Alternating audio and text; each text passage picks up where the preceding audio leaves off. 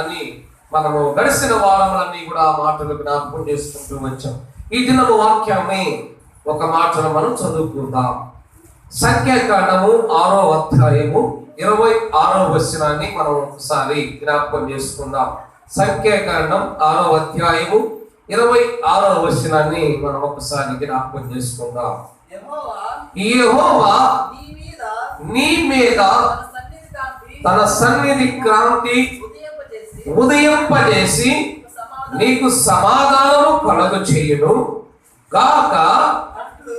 అట్లు వారు ఇశ్రాయేలీయుల మీద నా నామమును ఉచ్చరించటం వలన నేను వారిని ఆస్వాదించుదును. హల్లెలూయా, హల్లెలూయా. కొన్ని వారాలు 5 వారాలు మనం ఏం చూసాం? యేసు ప్రభువారు మన దగ్గర ఉన్నప్పుడు, ఆయన మనం చేర్చుకున్నప్పుడు ప్రయోజనాలు చూస్తూ వచ్చాం. ఈ దినాన్ని కూడా మనం ఒక మాటను జ్ఞాపకం చేసుకోబోతున్నాం.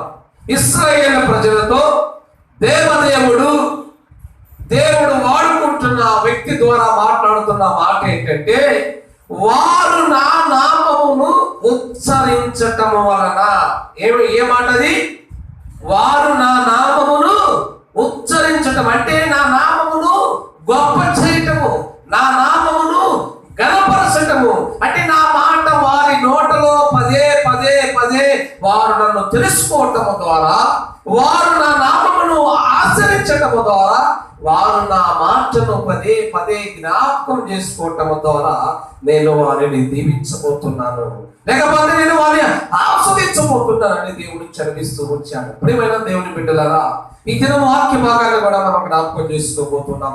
దేవుని నామమును ఎవరైతే ఘనపరుస్తారో, దేవుని నామమును ఎవరైతే ఉచ్చరిస్తారో, అంటే ఆయన మాటలు పదే తలుచుకుంటూ ఆయన మీద ఆధారపడి ఆయన వైపు చూసి ఆయనే నాకు దిక్కు అని చెప్పి ఎవరైతే ఆయన గూర్చి పదే మాట్లాడుకుంటారో వారికి చేయబోతున్న ఒక ఉన్నతమైన ఆశ్చర్యకరమైన గొప్ప వరాలను యేసు ప్రభువు ఇక్కడ పెట్టాడు. ఎవరు ఆయన నామాన్ని హెచ్చిస్తారో, ఎవరు ఆయన నామాన్ని గొప్ప చేస్తారో వారికి గొప్ప వరాలు దేవుడు ఇవ్వబోతూ ఉన్నారు. ఈరోజు మనం చూడబోతున్నాం. ఒక 4 వరాలు దేవుడు ఇవ్వడానికి సిద్ధంగా ఉన్నాడు. ఎప్పుడు దేవుడు ఇస్తాడు అంటే, ఆ వ్యక్తి ఎప్పుడైతే దేవదేవుని ఇష్టంగా గణపరుస్తాడో, ఆ వ్యక్తి ఎప్పుడైతే దేవుని గురించి ఎక్కువగా మాట్లాడుకుంటూ ఉంటాడో, ఎప్పుడైతే ప్రతి విషయమును దేవుడితో చెప్పుకుంటూ దేవుణ్ణి గణపరుస్తూ ఉంటాడో, అప్పుడు దేవుడు ఏం చేస్తాడు అని మనం చూస్తే, ఇశ్రాయేలు ప్రజల జీవితంలో ఇశ్రాయేలీయులు దేవుణ్ణి గణపరుస్తూ ఉన్నప్పుడు, దేవుని మాటలు జ్ఞాపకం చేసుకుంటున్నప్పుడు, దేవుని మాటలు ఉచ్చరిస్తూ ఉన్నప్పుడు, ఆయన నామాన్ని ఎక్కువ చేస్తున్నప్పుడు, ఆ దేవుడే నాకు దిక్కు, ఆయన తప్ప ఎవరు లేరని చెప్పి దేవుని మీద ఆధారపడి ఆయన వైపు చూసినప్పుడు ఇశ్రాయేలు ప్రజలకు దేవుడు ఏం చేశాడని మనం చూస్తే, పరిశుద్ధ బైబిల్ గ్రంథంలో చదవబడిన వాక్య భాగంలో మనం చూసినట్లయితే, మొట్టమొదటిగా దేవుడు ఏం చేస్తాడు అంటే 24వ వచనం చదువుకుందాం. సంఖ్యాకాండం 6వ అధ్యాయము 24వ వచనం. యెహోవా నిన్ను ఆస్వాదించి, హల్లెలూయా, హల్లెలూయా. యేసు ప్రభువు అంటున్నాడు, దేవుడు ఏం చేస్తాడని ఆ వ్యక్తి ఆ ప్రజలతో చెబుతున్నాడో తెలుసా? ఎవరైతే యేసు ప్రభువును తలుచుకుంటారో, ఎవరైతే యేసు గురించి పదే మాట్లాడుతూ ఆయన నామాన్ని కనపరుస్తూ, ఎక్కడికైనా ఎక్కడ ఉన్నా ఎప్పుడు ఉన్నా, పరిస్థితులు మారినా, పరిస్థితులు అనుకూలంగా ఉన్నారు, బాధలు కష్టాలు ఇబ్బందులు ఇరుకులు శ్రమలు ఇవన్నీ వచ్చినప్పుడు కూడా దేవుడిని ఎవరైతే గణపరుస్తాడో, ఎవడైతే దేవుని గూర్చి గొప్పగా మాట్లాడతాడో వారి గూర్చి చెబుతున్నాడు, దేవుడు వారిని ఆస్వాదిస్తాడు. హల్లెలూయా. ఈ గొప్ప వరాన్ని పొందుకుంటారండి. దేవుని గూర్చి గొప్పగా చెబుతున్నప్పుడు, దేవుని గూర్చి గొప్పగా మాట్లాడుతున్నప్పుడు, దేవుని గూర్చి అనేక సార్లు తలుచుకుంటున్నప్పుడు, దేవుడు నా జీవితంలో చేసే గొప్ప కార్యం ఏంటి తెలుసా? గొప్ప వరం ఏంటి తెలుసా? ఆయన మనల్ని ఆస్వాదిస్తాడండి, గొప్పవారిగా చేస్తాడు, గొప్పగా ఆయన మనల్ని దీవిస్తాడు, గొప్ప ఉన్నత ఎప్పుడు పెడతాడు దేవుడు? ఏం చేస్తే చెప్పక, దేవుడికి మనం ఏం చేస్తే మనం దేవుడు ఆస్వాదిస్తాడు. ఎందుకు ఈ మాటలు ఇక్కడ రాశాడు? ఇశ్రాయేలు ప్రజలు ఏం చేశారు అంటే, వారు కష్టాలు వచ్చినప్పుడు, బాధ కలిగినప్పుడు, ఇబ్బంది కలిగినప్పుడు, అనేక సంవత్సరాలు కష్టాల వైపు, బాధల వైపు, ఇబ్బందుల వైపు చూస్తే అప్పుడు వారిని ఎవరు పట్టించుకోలేదు. కానీ ఎప్పుడైతే అదే ప్రజలు, అదే జనులు, అదే జనాంగం మోషే ద్వారా దేవుడు వారితో మాట్లాడినప్పుడు, ఆ ప్రజలు మోషే మాట విన్నప్పుడు, ఆ ప్రజలు దేవుని నామాన్ని గొప్ప చేసినప్పుడు, ఆ ఐగుప్తు దేశంలో వారు ఎలా ఉన్నారో తెలుసా? ఐగుప్తు దేశంలో ఎంత యాతన పడుతున్నారో తెలుసా? చూడండి, నిర్గమకాండం 1వ అధ్యాయం 14వ వచనాన్ని ఒకసారి చదువుకుందాం. ఇశ్రాయేలు ప్రజలు ఎలాంటి పరిస్థితుల్లో ఉన్నారో చూద్దాం. నిర్గమకాండం 1వ అధ్యాయం 14వ వచనం. వారు ఇశ్రాయేలు చేత చేయించుకుని పనిని బట్టి కఠినముగా ఉండెను. వారు జిగటమంటి పనిలోను, ఇటుకల పనిలోను, పొలములోను చేయు ప్రతి పనిలోను కఠిన సేవ చేయించుకుని ఎవరు? ఐగుప్తీయులు. ఐగుప్తీయులు ఇశ్రాయేలు బానిసలుగా చూశారు. ఆ దేశంలో ఉన్నారని వారు చెప్పినట్టు చేయకపోతే వారిని చంపివేసేవాళ్ళు, రకరకాలుగా ఇబ్బందులు పెట్టేవాళ్ళు, రకరకాలుగా వారిని శోధించేవాళ్ళు, రకరకాలుగా వ్యాధులకు గురి చేసేవాళ్ళు. అటువంటి పరిస్థితుల్లో ఉన్నారు ఇశ్రాయేలు ప్రజలు. అటువంటి స్థితిలో ఉన్న ఇశ్రాయేలు ప్రజలు నలగగొట్టబడి ఉన్నారు. ఏమి చెయ్యలేని పరిస్థితుల్లో కృంగిపోయి అనేక మంది కింద వచ్చిన చదువు, అదే అధ్యాయంలో కింద వచ్చి ఇసుకెత్తిపోయి అనేక మంది చనిపోయిన వారు కూడా మనం అక్కడ చూస్తాం. ఇసుకించినట్ట, ఇచ్చిపోయి చనిపోయి. చాలా మంది ఏమని ఉందంటే, ఒక్కోసారి మనకు బాగా ఇసుకు పుట్టింది అనుకోండి, ఏం చేస్తాం? ఏదో ఒకటి ఆలోచన చేసి ఆ సమయానికి ఏది తోస్తే ఆ పని చేస్తాం. అలాగే వాళ్ళు విసిగిపోయి అనేక మంది చనిపోయినట్టు కూడా మనం బైబిల్లో చూస్తూ ఉంటాం. ప్రియమైన దేవుని బిడ్డలారా, ఇంత సమస్యల్లో, ఇంత వ్యాధులకు గురయ్యి, ఇంత కష్టాలను అనుభవిస్తూ, ఇంత శ్రమను అనుభవిస్తున్న వారు ఎందుకు దేవుడు ఒకేసారి వారిని ఆస్వాదించాడు? ఎలా ఆస్వాదించాడు తెలుసా? ఎటువంటి దేశం ఇస్తాడు మనకు? పాలు తేనెలు కానే దేశం అండి. ఒక గొప్ప దేశాన్ని ఇస్తున్నాడు దేవుడు వారికి. గొప్పగా దేవుడు ఆస్వాదించాలనుకున్నాడు. ఏం చేశారు వాళ్ళు? అంతకాలం అన్ని కష్టాలు పడి, శ్రమలు పడి, ఇబ్బందులు పడి, అన్ని శోధనలు గురైన వాళ్ళు దేవుడు ఏం చేశాడు తెలుసా? వారు ఒక్కసారి దేవుని వైపు చూసి మొదలుపెట్టడం మొదలుపెట్టారు. హల్లెలూయా. దేవుని వైపు చూశారు, దేవుని స్మరిస్తున్నారు, యేసు ప్రభుని ఉత్తరిస్తూ ఉన్నారు. పదే పదే ఓ దేవా, ఓ దేవా, మమ్మల్ని కనికరించయ్యా, నువ్వు గొప్పవాడివయ్యా.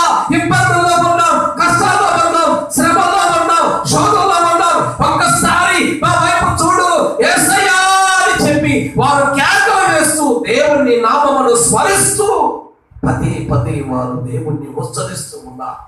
అటువంటి సమయమును, అటువంటి పరిస్థితుల్లో ఆ దేవదేవుని ఎప్పుడైతే వారి నోటి నుండి స్మరిస్తూ ఆ దేవుణ్ణి గొప్పగా చెప్పడం మొదలు పెట్టారో, దేవుడు పని సరగటం మొదలు పెట్టించారు. దేవుడు వారిని ఆస్వాదించడానికి ఇష్టపడుతూ ఉన్నాడు. ఎందుకు తెలుసా? దేవుడు ఉన్న గొప్ప గుణం ఏంటంటే, తన ప్రజలు తన నామమును ఎప్పుడు గణపరచాలని కోరుకుంటాడు. హల్లెలూయా, హల్లెలూయా. తన ప్రజలు ఎప్పుడు కూడా తన వైపు చూడాలని కోరుకుంటాడు. ఏ కష్టం వచ్చినా, ఏ బాధ కలిగినా, ఏ ఇబ్బంది కలిగినా, ఏ శోధన కలిగినా, ఏ శ్రమ వచ్చినా నా ప్రజలు నా వైపు చూడాలనుకున్నాడు.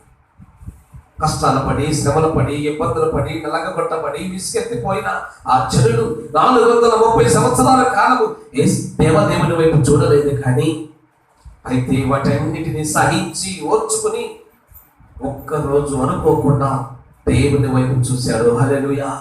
దేవుని నామమును ఉచ్చరించడం మొదలు పెట్టారు. దేవుని నామమును గణపరచడం మొదలు పెట్టారు. అందుకే అక్కడ రాశాడు, సంఖ్యాకాండంలో రాస్తున్నాడు, ఇదిగో ఇశ్రాయేలు ప్రజలు అంటాడు. చూడండి 23వ వచనం అంటాడు, మీరు ఇశ్రాయేలుని ఇలాగూ దీవించవలెను. ఎందుకు దీవించాలి ఇశ్రాయేలుని? ఎందుకు ఇశ్రాయేలు ప్రజలను దేవుడు ఆశీర్వదించాలి అంటే, ఇశ్రాయేలు ప్రజలు మొట్టమొదటిగా దేవుని నామమును ఉచ్చరించారు, గణపరిచారు. ఆయన నామాన్ని హెచ్చించారు. ప్రియమైన దేవుని బిడ్డలారా, ఆయన వైపు చూసి ఆయన మీద ఆధారపడ్డారు ఇశ్రాయేలు ప్రజలు. ఎప్పుడైతే ఇశ్రాయేలు ప్రజలు దేవుని వైపు చూసి ఆయన మీద ఆధారపడ్డారో దేవుడు వారిని ఆశీర్వదించడం మొదలు పెట్టాడు. ఎలా ఆశీర్వదించారో తెలుసా? మన ద్వితీయోపదేశకాండం 7వ అధ్యాయం, ద్వితీయోపదేశకాండం 7వ అధ్యాయం మనం చూద్దాం. 13వ వచనం నుంచి మనం చదువుకుందాం. ద్వితీయోపదేశకాండం 7వ అధ్యాయం 13వ వచనం. దేవుడు ఎలా ఆశీర్వదిస్తాడో చూడండి. ద్వితీయోపదేశకాండము, ఆయన నిన్ను ప్రేమించి ఆశీర్వదించి అభివృద్ధి చేసి నీకు ఇచ్చేదనని నీ పితరులతో ప్రమాణము చేసిన దేశములు, నీ గర్భఫలమును, నీ భూఫలమైన నీ స్వాస్థ్యమును, నీ ద్రాక్షారసమును, నీ నూనెను, నీ పశువుల మందలను, నీ గొర్రెల మందలను, మేకల మందలను దీవించును. ప్రియమైన దేవుని బిడ్డలారా, ఎలా దీవించాడంట దేవుడు? అన్నిట్లో దీవిస్తాడండి. భూమిని దీవించాడు, పశువులు దీవించాడు, వారి గర్భఫలాన్ని, వారి బిడ్డల్ని దీవించాడు. వారికి ఏదైతే కలిగి ఉన్నారో మేకలు కావచ్చు, ఆవులు కావచ్చు, గొర్రెలు కావచ్చు, బలిగొడ్లు కావచ్చు, ఏదైతే వారు కలిగి ఉన్నారో వాటిల్లో కూడా దేవుడు దీవించాడండి, ఆశ్రయించాడు. తన పితరులతో ప్రమాణం చేశాను, అయ్యో నేను దేవుడిని ప్రమాణం చేస్తున్నా, మోషే ఈ ప్రజలను తీసుకుని వెళ్ళిపో, ఈ ప్రజలను ఆస్వాదించబోతున్నాను, ఈ ప్రజలను గొప్పవారిని చేయబోతున్నాను అని చెప్పి దేవుడు ఎప్పుడైతే మోషేతో ఆ మాట చెప్పాడు, ఆ మాట దేవుడు జ్ఞాపకం చేసుకుని ఇశ్రాయేలు ప్రజలు దేవుడి నామాన్ని ఎప్పుడైతే ఉచ్చరించడం మొదలు పెట్టారో, ఎప్పుడైతే గొప్ప చేయడం మొదలు పెట్టారో దేవుడు వారి పట్ల చేస్తున్నాడు. గొప్పగా దేవుడు వారిని ఆస్వాదించడం మొదలు పెట్టాడు. హల్లెలూయా, హల్లెలూయా. ప్రియమైన దేవుని బిడ్డలారా, నీవు నేను పరిస్థితుల్లో కూడా నువ్వు ఏ సమస్య వచ్చినా, ఏ ఇబ్బంది కలిగినా, ఎంత ఒత్తిడికి గురైనా, ఏ శోధనకి గురైనా, నేను ఒక మాట చెప్తున్నా, ఈరోజు నీవు దేవుని గురించి గొప్పగా నీలో నీవు గణపరచడం మొదలు పెట్టుకో. నా దేవుడు గొప్పవాడు, నా దేవుడి సమస్య తీసుకెస్తాడు, నా దేవుడు ఇబ్బంది రానివాడు, నా దేవుడు శోధన రానివాడు, నా దేవుడిని ఆస్వాదిస్తాడు అని నీలో నీవు ఎప్పుడైతే దేవుని మాటను ఉచ్చరించడం మొదలు పెడతావో, దేవుని గురించి గొప్పగా చెప్పుకుంటావో, ఆ దేవుడిని వదిలిపెట్టడు. ఆ దేవుడు నీకు గొప్ప వరం ఇవ్వబోతున్నాడు. ఇశ్రాయేలు ప్రజలకు ఇచ్చాడు గొప్ప వరాన్ని. ఏమిటయ్యా వరం అంటే? వారిని దేవుడు దీవించాడు, ఆస్వాదించాడు, గొప్పవారిగా చేశాడు, హెచ్చించాడు. ప్రియమైన దేవుని బిడ్డ, ఈరోజు నా పరిస్థితి ఎలా ఉంది? ఎందుకు మనం ఆస్వాదించబడలేకపోతున్నాం? ఎందుకు మనం గొప్పవారిగా ఉండలేకపోతున్నాం? ఎందుకు మనం అభివృద్ధి పొందుకోలేకపోతున్నాం? కారణం ఏంటో తెలుసా? నీ నోట నుండి యేసయ్యను ఉచ్చరించలేకపోతున్నాం, కనపరచలేకపోతున్నాం, చేసిన మేలు మర్చిపోతున్నాం, చేసిన కార్యాలు వదిలిపెట్టేస్తున్నాం. ఆయన సన్నిధిని కూడా రాకుండా ఆగిపోయి ఎన్నోసార్లు పనులెంటబడి ఎమ్మడబడి దేవుణ్ణి మనం వెనకపరుస్తూ వస్తున్నాం. కానీ అటువంటి స్థితిలో 440 సంవత్సరాలు దేవుడు లేకుండా ప్రజలకి దేవుడు ఏమీ చేయలేదు. వారు కష్టాలు పడుతూనే ఉన్నారు, శ్రమలు పడుతూనే ఉన్నారు. ఆశ్రదం అంటే దీవినట్టే వారు చూడలేదు. ఎప్పుడు చూసారో తెలుసా? దేవుని ఎప్పుడైతే గొప్ప చేయటం మొదలు పెట్టారో, దేవుని ఎప్పుడైతే ఘనపరచడం మొదలు పెట్టారో, ఎప్పుడైతే దేవుని గురించి తెలుసుకున్నారో అప్పుడు స్టార్ట్ అయ్యింది దేవుడు ఆశ్రదం మన మీద. నీవు నేనైన పరిస్థితి అంటే ఎప్పుడైతే నా దేవుడిని నువ్వు ఘనపరుస్తూ వస్తావో, ఎప్పుడైతే ఆయన గురించి నువ్వు పదే పదే నీలో నీవు అనుకుంటూ వస్తావో అప్పుడు నీ దేవుడు నిన్ను ఆస్వాదిస్తాడు. ఏది తక్కువ చేయడు. ఎలా ఆస్వాదిస్తాడో చూసాం. భూమిలో నీకు పొలం ఉంటే పొలం ఆస్వాదిస్తాడు, నీకు పంట ఉంటే పంటను ఆస్వాదిస్తాడు, మేకలుంటే మేకలు ఆస్వాదిస్తాడు. నీకు గర్భఫలంలో నీ బిడ్డలు, గర్భఫలం అంటే అంతే గుర్తొస్తుంది. గర్భఫలం అంటే ఏంటి? బిడ్డలు. నీ బిడ్డలను కూడా ఆస్వాదిస్తాడు, నిన్ను ఆస్వాదిస్తాడు, భూమిని ఆస్వాదిస్తాడు. నువ్వు మేపుకుంటున్న గొర్రెలు, జీవాలు, మేకలు, పశువులు ఏదైతే నీవు కలిగి ఉన్నావో వాటిలో కూడా నీవు ఆశ్రయం పొందుకుంటూ ఉంటావు. ఎప్పుడంటే నీ తండ్రి గురించి నీవు పదే నీ నోట మాట్లాడుతున్నప్పుడు. ప్రియమైన దేవుని బిడ్డలారా, గమనించండి, ఇశ్రాయేలు ప్రజలు ఏం చేశారు? ఇశ్రాయేలు ప్రజల నోట ఏమైందట? సంఖ్యాకాండం 26 ఆఖరిలో ఏమన్నాడు చూడండి, నా నామమును ఉచ్చరించడం వలన. నా నామమును ఉచ్చరించడం అంటే ఏం తెలుసా మీకు? చెప్పండి, దాని అర్థం ఏంటి? పదే చేసిన మేలును చెప్పు. చెప్పుకోవటం. నా తండ్రి ఉన్నాడు, సమస్య వచ్చిందా, నా దేవుడు ఉన్నాడు. నీకు అనారోగ్యం వచ్చిందా, నా యేసయ్య ఉన్నాడు. నాకు రోగం వచ్చిందా, నాకు యేసయ్య. కరోనా వస్తే నా యేసయ్య. ఆర్థిక పని ఉందా, యేసయ్య ఉన్నాడు. యాక్సిడెంట్ అయిందా, యేసయ్య ఉన్నాడు. ఇలా ప్రతి దానిలో కూడా యేసయ్య యేసయ్య నీకు ఎప్పుడైతే నీ నోటను మాట్లాడగలుగుతావో అప్పుడే దేవుడిని ఆస్వాదిస్తాడు. అదే ఇశ్రాయేలు ప్రజలు చేశారు. ఎప్పుడైతే ఇశ్రాయేలు ప్రజలు సమస్యలు, ఇబ్బందులు, కష్టాలు, ఇరుకులు ఇన్ని ఉన్నప్పటికీ కూడా దేవుడు కొలిసినంత మాత్రాన, దేవుడి పేరు వారు మాట్లాడుకున్నంత మాత్రాన దేవుడు వారిని పట్టించుకోలేదు. కానీ ఎప్పుడైతే దేవుని గూర్చి వారు మాట్లాడటం మొదలు పెట్టారో, దేవుని నామమును ఉచ్చరించడం మొదలు పెట్టారో, దేవుడు గొప్ప కార్యం చేయటం మొదలు పెట్టాడు. ఏమని చేశాడో తెలుసా? ఇదిగో ఇప్పుడు మొదలుకొని నేను ఆస్వాదించబోతున్నాను.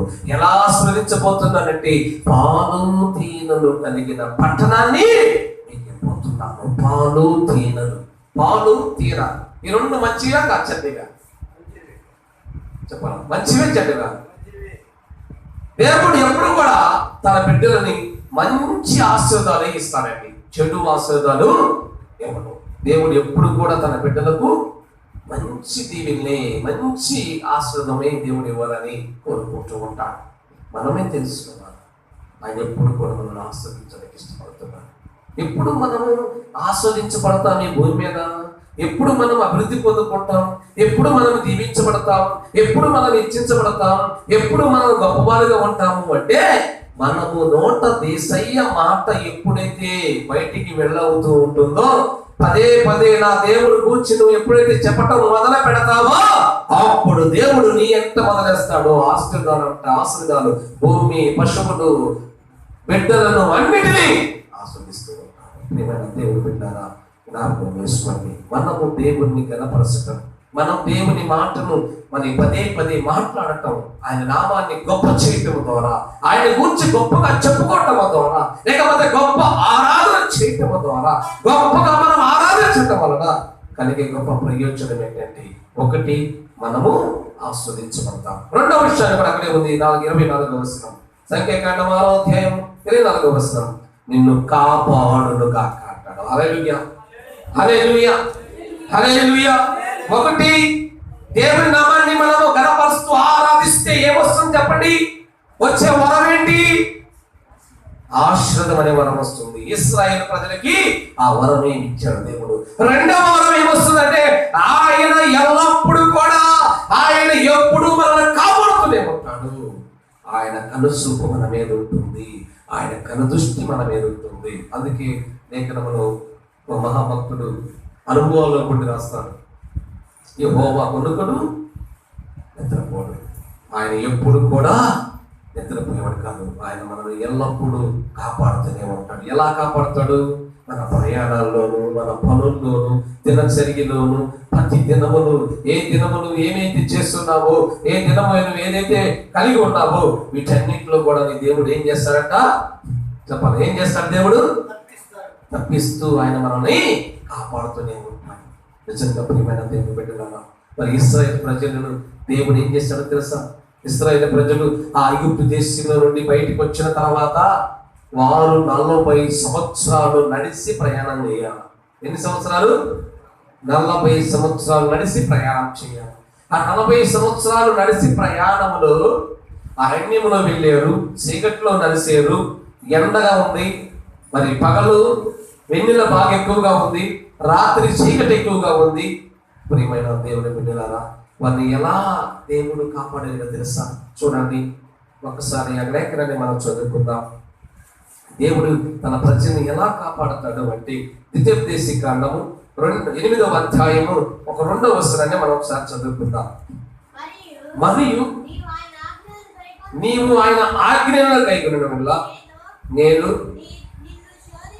నిన్ను శోధించి నీ హృదయంలో ఉన్నది తెలుసుకొనుటకు నిన్ను అణచు నిమిత్తమును అరణ్యమును 40 సంవత్సరాలు అరణ్యములో దేవుడు నడిపించాడు. నీ దేవుడైన యెహోవా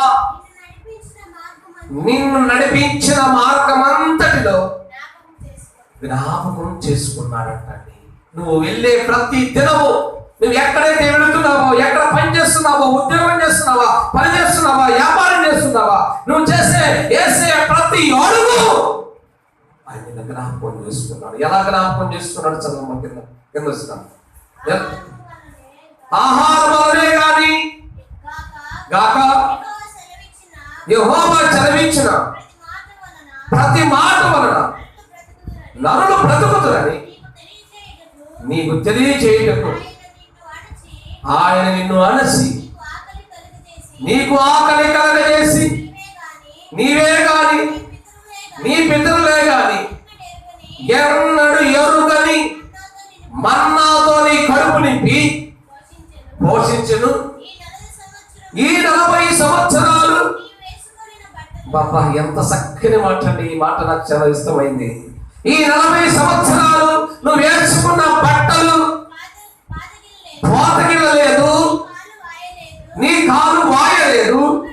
ఎన్నడు ఒకడు తన కుమారుని ఎట్లు శిక్షించను అట్లే నీ దేవుడైన యెహోవా నిన్ను శిక్షించువాడని నువ్వు తెలుసుకుని ఆయన మార్గములలో నడుచుకున్నట్లు ఆయన భయపడినట్లును నీ దేవుడైన యెహోవా ఆజ్ఞలను కైకొనవలెను. హల్లెలూయా.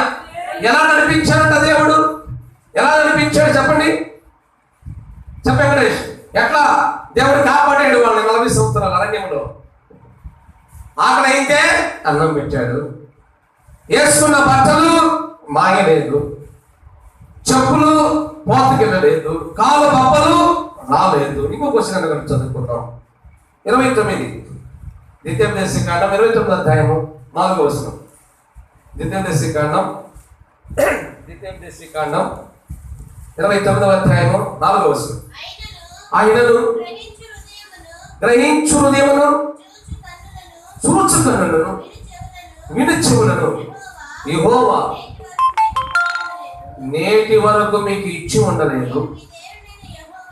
నేను మీ దేవుడైన యెహోవానని మీరు తెలుసుకున్నట్టు 40 సంవత్సరాలు ఆ మాట కోసం నేను చదివిస్తాను.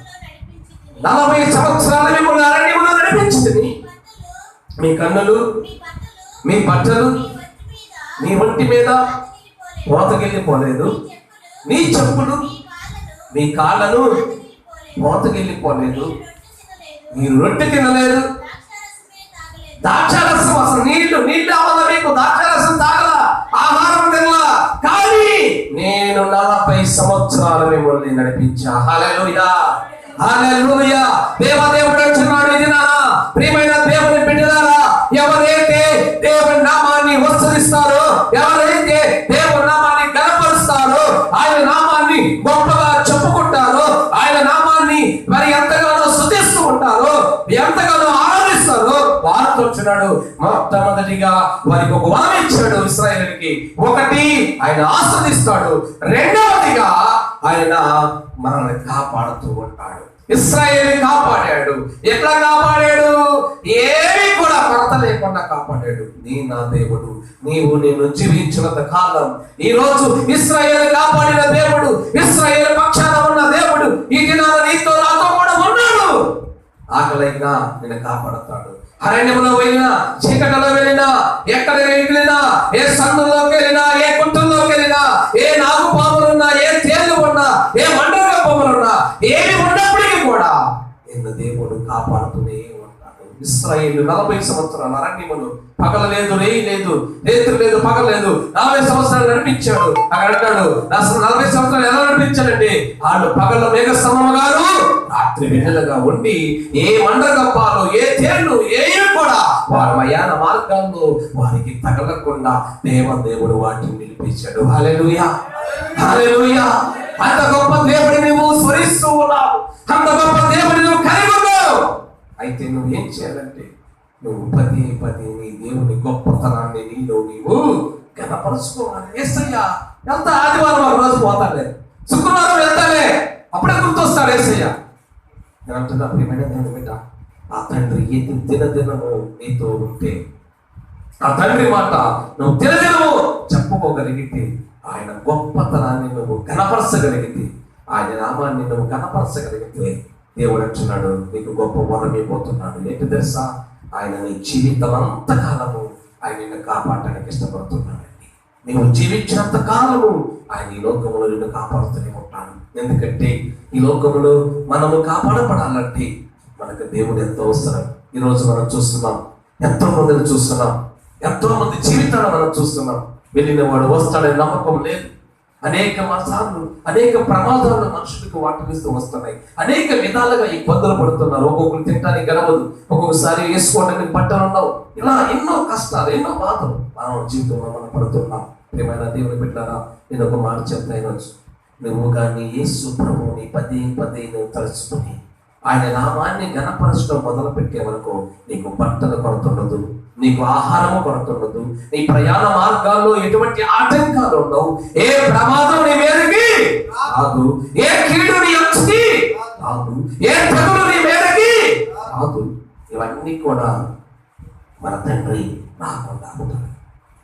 ఎప్పుడో తెలుసా నీవు ఆయన నామమును ఉచ్చరించటప్పుడు, ఉచ్చరించడం అంటే ఏంది? పదే పదే ఆయన గురించి చెప్పుకోవడం. ఆయన నామాన్ని నీలో నీవు పదే పదే అనుకోవాలి. అంతేగాని ఆదివారం తెరేసే గుర్తురాకూడదు. అట్లయితే మనం పని జరగదు.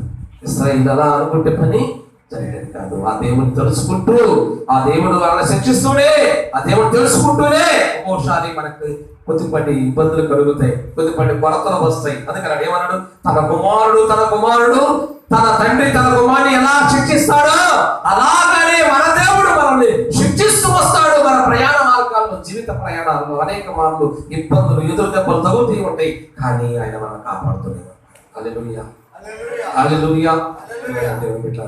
మన దేవుణ్ణి మనము ప్రతి దినము ఆయన కనపరచడానికి ఇష్టపడతాం. దానికి దావీదు మహాభక్తుడు అంటాడు, చూడండి, రండి అందరము కూడి నమస్కరించి దేవుని నామమును కనపరచుదాము. హల్లెలూయా, హల్లెలూయా, కనపరచాలి మనం యేసయ్యని. ఎందుకంటే ఆయన గొప్ప దేవుడు. ఈరోజు నీవు నేను సజీవంగా ఉన్నావు అంటే ఆయన మహాకృప వల్లే. ఈరోజు ఏ వ్యాధి, ఏ ప్రమాదం, ఏ రోగం మనకు రాకుండా ఉందంటే ఆ మహాతండ్రి గొప్ప కృప వల్లే మనం ఉన్నామండి. అందుకు మనము ఆయన్ని పదే పదే పలకరించి పదే పదే చెప్పుకోవాలి. ఎక్కడికి వెళ్ళినా నా దేవుడు కాపాడాడు, నా దేవుడు నాతో ఉన్నాడు, యేసయ్య నమ్ముకోవయ్యా, యేసయ్య దగ్గరికి రా, యేసయ్యని తెలుసుకో. ఆయనకి ఏం చేస్తాడు తెలుసా? నిన్ను ఆస్వాదిస్తాడు యేసయ్య, నేను యేసయ్య కాపాడుతాడు యేసయ్య. మూడవ విషయాన్ని కూడా మనం జ్ఞాపకం తీసుకుందాం. సంఖ్యాకాండం 6వ అధ్యాయము 25వ వచనం. యెహోవా నీకు తన సన్నిధిని ప్రకాశింపజేసి నిన్ను కరుణించును గాక. యెహోవా నీ మీద తన సన్నిధి క్రాంతి ఉదయింపచేయును. హల్లెలూయా, హల్లెలూయా. ఏం చేస్తాడో తెలుసా? దేవుని ఎప్పుడైతే నువ్వు ఆయన నామాన్ని ఉచ్చరిస్తూ ఉంటావో, ఎప్పుడైతే ఆ నామాన్ని పదే పదే తలుచుకుంటూ గర్వపరుస్తూ ఉంటావో, ఒకటి దేవుడు నిన్ను ఆస్వాదిస్తాడు, రెండు దేవుడు నిన్ను కాపాడుతూ ఉంటాడు, మూడవదిగా ఆయన మహా గొప్ప సన్నిధి మనకు తోడుగా ఉంటుంది. ఆయన ప్రసన్నత, ఆయన ఎరుగు, ఆయన మన పైన ఉదయిస్తూనే ఉంటాడు. ప్రియమైన దేవుని బిడ్డలారా, దేవుని సన్నిధి మనతో ఉంటే ఈ లోకములో ఏది కూడా మనల్నేమి చేయనివ్వండి. ఆయన ప్రకాశం, ఆయన ఎలుగు మన పైన, మన బిడ్డల పైన, మన కుటుంబం పైన ఉందనుకోండి, ఈ లోకములో ఉన్న చెడు, ఈ లోకములో ఉన్న ఏది కూడా, ఏ దుష్ట ప్రభావం, శాతపడి శక్తులు ఏవి కూడా నీ ఇంటి మీదకి రావు. ఎందుకో తెలుసా? ఆ మహోన్నతుడైన ఎలుగు నీ పైన ప్రకాశింపజేస్తుంది. హల్లెలూయా, హల్లెలూయా. మీరు గమనించండి, యేసు ప్రభువును కలిగి ఉన్నవారు, యేసు ప్రభువును నమ్ముకున్నవారు, ఆయన రక్తంలో కడుగబడిన వారు ఎక్కడికి వెళ్ళినా కానీ వెంటనే గుర్తిస్తారు. ఎందుకో తెలుసా? నువ్వు క్రైస్తవుడు వారు వెంటనే చెబుతారు. ఎందుకు? మెల్లో తాళి లేక, చేతికి ఉంగరం లేక కాదు, ఆ ముఖములో ఎప్పుడు తేజస్సు కనిపిస్తూనే ఉంటుంది. హల్లెలూయా. ఆ ముఖములో ఎప్పుడు ఎలుగుతూనే ఉంటుంది, ఆ ముఖము తేజంపజేయబడుతుంది. ఎందుకంటే దేవదేవుడు సన్నిధి ఆమె మీద ఉంది కనుక ఆ బిడ్డల ముఖములో ఎప్పుడు కూడా వికారతనం రాదు. అందుకే ఒకసారి ఒక ఆయన పంది వేస్తాడు. అయ్యా రాజుగారు ఒక ఆజ్ఞ ఇచ్చాడు, ఎందుకంటే రాజుగారి భోజనం తినకపోతే ఆ మొఖాలు వెలుగుప్పబడమంట.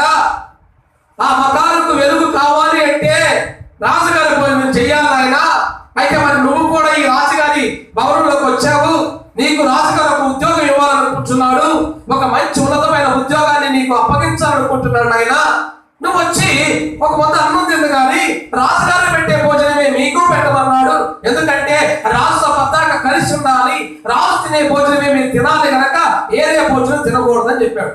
అప్పుడు ఈ వ్యక్తి అనుకున్నాడు, అరే నా గొప్ప దేవుడు ఆ భోజనం తినొద్దన్నాడు, అది మీరు అంటుకోకూడదు కదా అని చెప్పి ఆ వచ్చిన ఆయనతో మాట్లాడుతూ మొదలు పెట్టాడు ఈ వ్యక్తి. ఏమని, అయ్యయ్యా నువ్వు ఒక్కడి గమనించు, ఒక్క 10 రోజులు నన్ను చూడు, నేను 10 రోజులు ఆహారం తిన్ను, ఆ అన్నం ముట్టుకోను, ఒకవేళ నా ముఖం వికారముగా కనిపిస్తే మీకు ఇష్టమైంది చెయ్యండి అన్నాడు అని పదం చేసుకున్నాను. సరే అని, అయ్యా ఇది తెలిస్తే ఆ రాజు నన్ను కూడా బతకనీడు అన్నాడు. అది తెలియదు, నువ్వు 10 రోజులు నన్ను చూడు అన్నాడు. ఈ 10 రోజులు గడిచిన తర్వాత అందరినీ పిలవడం మొదలు పెట్టాడు రాజుగారి దగ్గరికి. ఎవరెవరో వస్తున్నారో చూస్తూ వస్తున్నాడు. అక్కడ రాయబడిన మాట ఏంటో తెలుసా? ఏమైనా తినబెట్టాలా? వచ్చిన వారందరికంటే ఆయన ముఖములో తేజస్సు చప్పట్లు కూడా దేవుడమవుదాం సౌందర్యముగా కనిపించిందట. ఆయన ముఖము అందంగా కనిపించిందండి. ఎంతో సౌందర్యం వచ్చిందట ముఖములో. చూస్తుంటే ఆ ముఖము తేజస్సు వెలిగిపోతుంది. హల్లెలూయా. ఎవరున్నారో ముఖములో దేవుని సన్నిధి ఆయనతో ఉంది, ఆయన ప్రసన్నత ఆయన దగ్గర ఉంది, ఆయన ఎలుగు ఆయన మీద ప్రకాశింపబడిందండి. అందుకు ఆయన ముఖము అక్కడ ఉన్న వారి అందరి ముఖముల కంటే మరి ఎక్కువగా వెలిగింపబడింది. చదవండి ఆ భాష, చదువుదామా? ఎవరైనా తెలుసా? ఎవరు? దానియేలు గారు. చూద్దాం. దానియేలు గ్రంథం 3వ అధ్యాయం చూద్దామా? దానియేలు గ్రంథం 3వ అధ్యాయం ఒకసారి చూడండి. దేవుడు ఆ వ్యక్తిని ఎలా చేసాడో వారి ముందు చూడండి. 6వ అధ్యాయం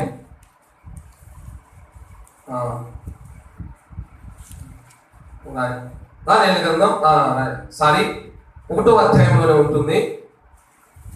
16వ వచనం 15 నుంచి చదువుకుందాం. 15వ వచనం నుంచి చదువుకుందాం. చదవండి. 10 దినములైన పిమ్మట వారి ముఖములు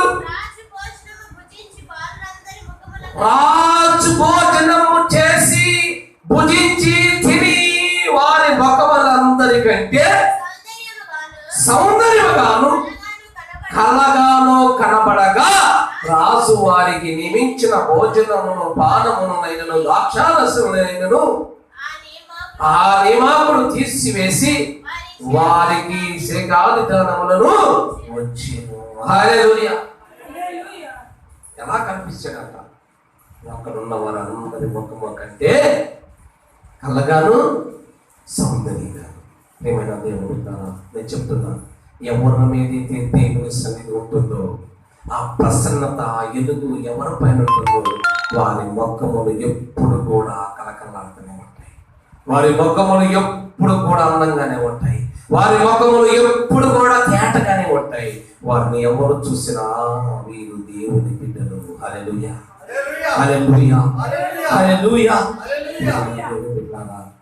ఎందుకు వచ్చిందో తెలుసా?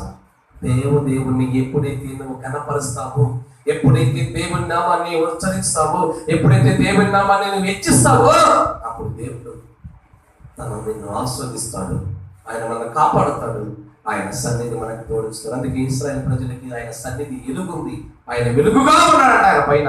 అందుకే 40 సంవత్సరాలు అరణ్యంలో చీకటిలో తేళ్ల మధ్య పాముల మధ్య నడిచినాను, అవేమి కూడా ఏం కాలేదు. కారణం ఏంటో తెలుసా?